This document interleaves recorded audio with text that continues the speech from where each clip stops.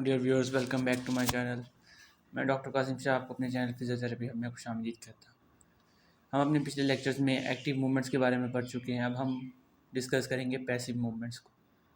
Passive movement की बात करें तो इसमें क्या होता है कि हम अपने जो बॉडी सेगमेंट्स पे मूवमेंट परफॉर्म करवा रहे हैं विद एक्सटर्नल फोर्स। जब आपके मसल जो हैं कोई भी मूवमेंट परफॉर्म करने के लिए फेल हो गए हैं और वो मूवमेंट नहीं परफॉर्म कर सकते, तो हम आउटसाइड से कोई एक्सटर्नल फोर्स प्रोवाइड करते हैं ताकि वो अपनी रेंज ऑफ मोशन को कंप्लीट कर सकें। या फिर अगर उनकी रेंजेस हमने वैसे ही बढ़ानी है तो उसके लिए भी हमें एक्सटर्नल फोर्स लगानी पड़ेगी। जैसे जिम्नास्ट में होती है, तो आपने देखा होगा कि जो आम इंसान होता है उससे ज़्यादा रेंज ऑफ मोशन होती है किसी भी जिम्नास्टर की, किसी भी एथलीट की। तो क्या हो रहा होता है कि बचपन से ही उनको जो है ना हम इस तरह की ट्रैक्शन फोर्सेस दे रहे होते हैं, उनको जो फोर्सेस अप्लाई कर रहे होते हैं, उनके जॉइंट्स को इस तरह की मूवमेंट परफॉर्म करवा रहे होते हैं कि उनकी रेंजेस जो है इंक्रीज़ कर जाएँ। अब पैसिव मूवमेंट्स की टाइप की बात करें तो दो तरह की होती हैं। एक होती है रिलैक्स पैसिव मूवमेंट, एक होती है passive manual mobilisation. Passive manual mobilisation के अंदर तीन चीज़ें आ जाती हैं: mobilisation of joint, manipulation of joint और soft tissues, stretching of soft tissues. General classification की या स्पेसिफिक क्लासिफिकेशन की बात करें पैसिव मूवमेंट्स को, तो हम दो हिस्सों में डिवाइड करते हैं: मैनुअल पैसिव मूवमेंट्स और मैकेनिकल पैसिव मूवमेंट्स। मैनुअल की बात जब जैसे हमने की, मैनुअली आप कोई भी काम कर रहे हैं यानी कि हाथ से जो भी काम कर रहे हैं आप उसको मैनुअल वर्क कहते हैं।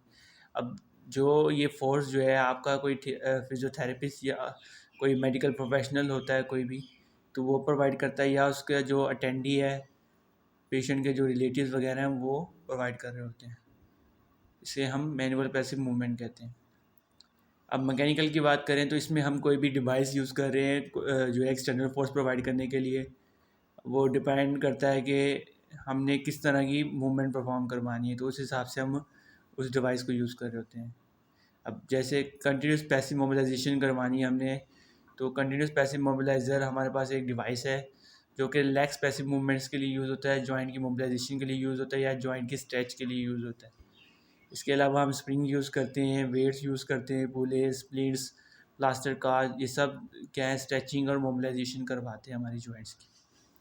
नेक्स्ट बात करें हम अपने सबसे जो पहले आती है हमारे पास रिलैक्स पैसिव मूवमेंट, इसको हम डिस्कस करेंगे इस लेक्चर में।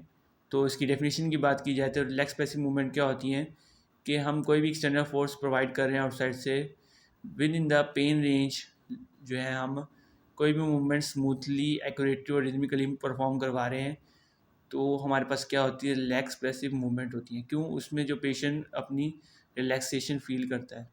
क्यों? विद इन द रेंज हमने मूवमेंट परफॉर्म करवाई है, रिदम के साथ करवाई है, स्मूथली परफॉर्म करवाई है और एक्यूरेट परफॉर्म करवाई है। अब इसके प्रिंसिपल्स की बात की जाए तो सबसे पहले आता है रिलैक्सेशन।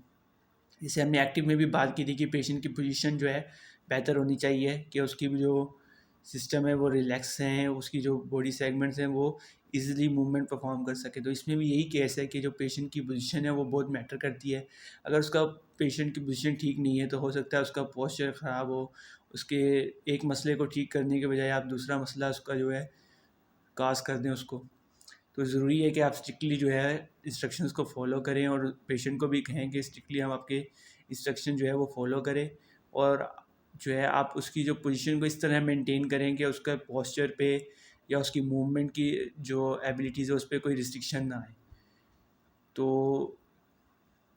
नेक्स्ट बात करेंगे फिक्सेशन की।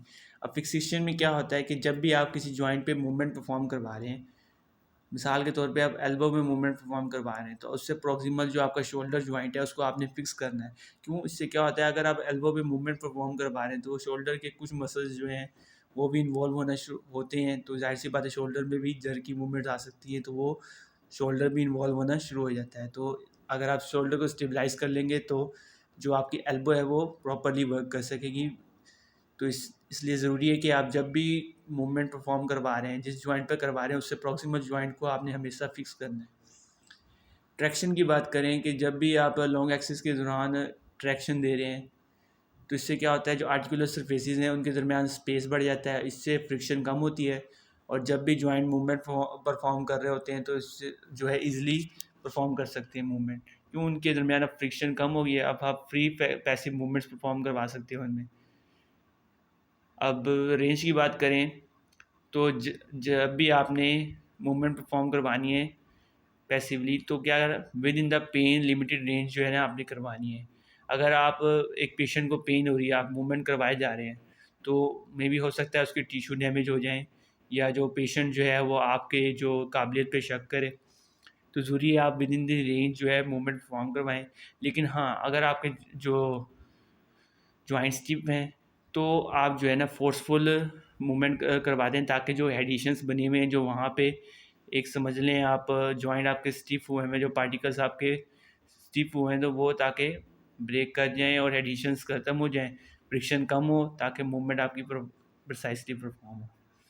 स्पीड और ड्यूरेशन की बात करें तो स्पीड हमेशा आपकी रिदमिकल हो, स्मूथ हो, सेम स्पीड पे अपना रखना है आपने थ्रू आउट द मूवमेंट जो है ना, आपने अपनी जो स्पीड को ना चेंज नहीं करना है। क्यों, अगर आप चेंज स्पीड के साथ जब भी मूवमेंट परफॉर्म करवाएंगे, तो हो सकता है जर्की मूवमेंट परफॉर्म होना शुरू हो जाए।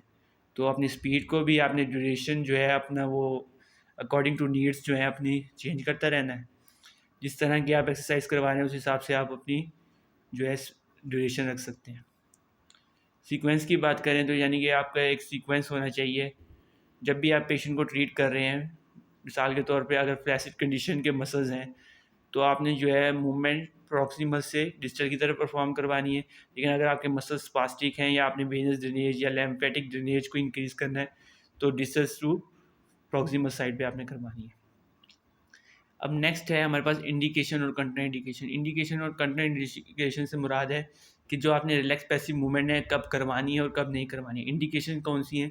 जब आप एक्टिव मूवमेंट परफॉर्म ना कर रहे हों, full range of movements perform ना हो रही हों, इसके अलावा आपकी एडिशन फॉर्मेशन जो है वो ज़्यादा हो गई हो जॉइंट में, पेशेंट अनकॉन्शियस हो, या आपने रिलैक्सेशन देनी है पेशेंट को, या आपका जो एडिमा वगैरह काज हो गया लिम्ब में, तो उसको ओवरकम करने के लिए, या पेशेंट बहुत ज़्यादा बेड रिडन है, कोई लंबे अरसे से फ्रैक्चर की वजह से बाद जो है ना वो जो है बेड पे ही रहा, तो उसके जो मसल्स जो हैं वो वीक हो गए हैं, इसलिए उनकी रेंजेस जो को बेहतर करने के लिए कंट्राइंडिकेशंस क्या हैं कि जब आपने परफॉर्म नहीं करवानी, तो कोई भी रिसेंट फ्रैक्चर हो या डिसलोकेशन हुई हो, या कोई ट्यूमर हो, अर्थराइटिस का केस हो, या इंजरीज हुई हो बहुत ज़्यादा, या इन्फ्लेमेशन बहुत ज़्यादा हो पेशेंट को, या बर्न्स वगैरह हों, या जॉइंट की सर्जरी भी हो, होम्योपैथिक जॉइंट्स हों, या पेशेंट की कोई भी एक्सटर्नल अप्लाइंसेस जैसे प्लास्टर वगैरह अप्लाई हुआ हो,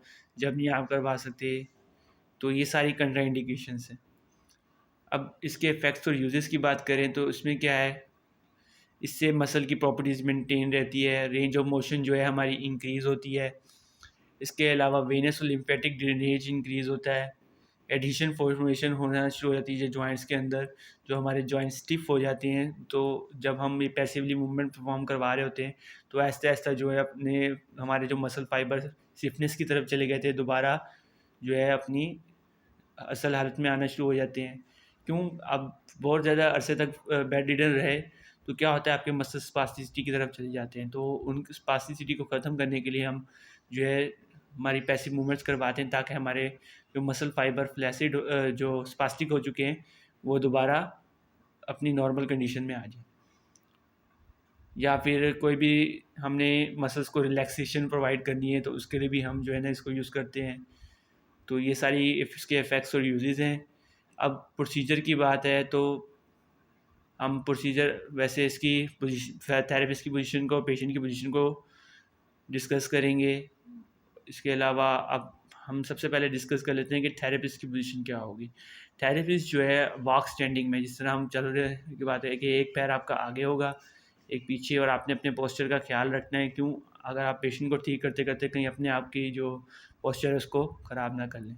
राइट, जो एक्सपेक्टेड साइड है उस पर वहाँ पे खड़े होकर आपने उस सेगमेंट को पकड़ना है। पेशेंट के जो है आप साइड पे होंगे, और जो फेस आपका है पेशेंट के फेस के टूवर्ड होगा। तो ये थेरेपिस्ट की पोजीशन होगी। बाकी अलग अलग जॉइंट्स पे हम आगे अपने नेक्स्ट लेक्चर में डिस्कस करेंगे। आज का लेक्चर हमारा यहीं तक था। मज़ीद वीडियोज़ के लिए हमारे चैनल को सब्सक्राइब करें और बेल आइकन के बटन को लाजमी दबाएं, ताकि हमारी हर आने वाली वीडियो आप तक पहुंच सके। शुक्रिया।